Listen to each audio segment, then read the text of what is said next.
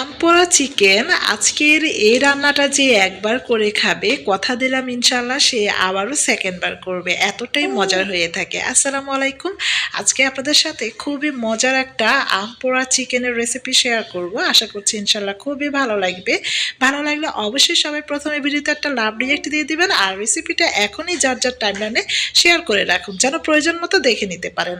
তো আজকে আমি একটা কাঁচা আম নিয়েছি মাঝারি সাইজের, সেটাকে জাস্ট বয়েল করে নিব 50%। বয়েল করার পর আমটাকে সরাসরি চুলার উপরে এরকম একটা স্ট্যান্ডের উপরে আমি দিয়ে দিলাম, আর 3টা রসুন, 2টা কাঁচামরিচ, 2-3টা কাঁচামরিচ আমি এভাবে পুড়ে নেব। এতে করে আমটা খুব সুন্দরে বয়েল হয়ে যাবে একদম পুরোপুরি। দেখেন এই যে ভিতরে যখন শ্বাসটা এইভাবে বের হওয়া শুরু হবে তখনই বুঝতে হবে যে আমটা খুব ভালোভাবে ভিতর থেকে পুড়ে গিয়েছে, তখনই তুলে নিব। এরপর যখন ঠান্ডা হয়ে যাবে তখন আমের খোসা ছাড়িয়ে নিব, উপরের পোড়া অংশটা যেটা সেটা, আর এই যে 3টা কাঁচামরিচ আর যে 3টা রসুন নিয়েছি সেগুলোর খোসা ছাড়িয়ে নিয়েছি। তবে কোনোটাই ধোয়া যাবে না, আগেই ধুয়ে নিতে হবে পুড়িয়ে নেওয়ার আগে, কারণ ধুয়ে ফেললে কিন্তু এর যে টেক্সচার আর যে একটা পোড়া স্মেল সেটা চলে যাবে। তো রসুনের পরিমাণ কিন্তু এই রান্নাটা একটু বেশি নিতে হবে। আর আদা এরকম ছোট একটা স্লাইস আমি দিয়ে দিলাম। এগুলোকে আপনারা ব্লেন্ডারও পেস্ট করে নিতে পারেন, আবার পাটায় বেটেও ব্লেন্ড করে নিতে পারেন। তো আমি পাটায় বেটে নিয়েছি। আর এখন এখানে আমি 2 টেবিল চামচ সরিষা বাটা অ্যাড করে দিচ্ছি। আপনারা ইচ্ছে করলে এর পরিবর্তে 2 টেবিল চামচ কাসুন্দিও অ্যাড করতে পারেন। তো এটাকে মিলিয়ে নিয়ে এরপর টকের ব্যালেন্স করার জন্য আমি আজকে এখানে মধু ইউজ করছি টোটাল 4 টেবিল চামচ। তবে 1 টেবিল চামচ স্কিপ হয়ে গিয়েছে, যেটা ভিডিওতে দেখানো হয়নি। আর হ্যাঁ, আজকে আমি যা যা ব্যবহার করছি প্রতিটা ইনগ্রিডিয়েন্টস কিন্তু আপনাদের ব্যবহার করতে হবে এই আম পোড়ার অথেন্টিক টেস্ট পাওয়ার জন্য, আর অ্যাকুরেট যে টেস্টটা সেটা আনার জন্যে। তো এই তো মিক্সড করে নিয়েছি প্রতিটা ইনগ্রেডিয়েন্টস। আর আমি এখানে আজকে 800 গ্রাম চিকেন নিয়েছি, খুব ভালো করে ক্লিন করে পানি ঝরিয়ে নিয়েছি। এখন ওই আম পোড়ার যেই পেস্টটা রয়েছে এখান থেকে আমি 3 টেবিল চামচ দিয়ে দিলাম, আর 1.5 টেবিল চামচ লবণ স্বাদ মতো ইউজ করতে হবে, দিয়ে ভালো করে হাত দিয়ে মিক্সড করে নিচ্ছি।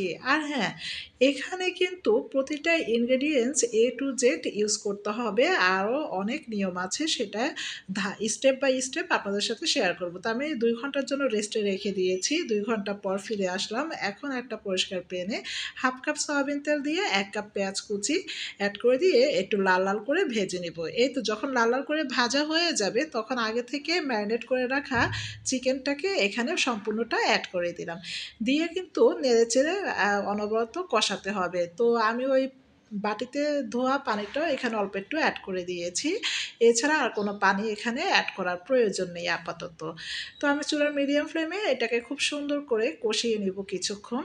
তারপর স্টেপ বাই স্টেপ বাকি মশলাগুলো এখানে অ্যাড করব, যেটা আপনাদেরকে নেক্সট আমি দেখাচ্ছি।